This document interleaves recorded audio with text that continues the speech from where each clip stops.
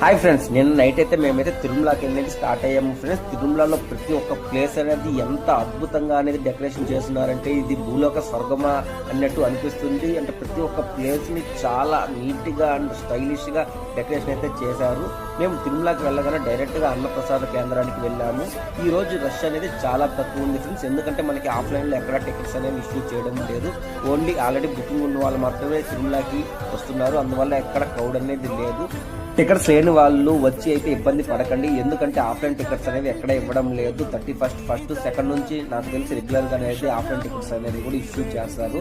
మనకు వన్స్ లోపలికి ఎంటర్ అవ్వగానే మనకి ఆల్రెడీ అన్ని అరేంజ్మెంట్స్ అని చేసి ఉంటారు. ఫస్ట్ నేనైతే వడ అనేది ట్రై చేశాను. వడ అయితే చాలా సూపర్ గా ఉంది.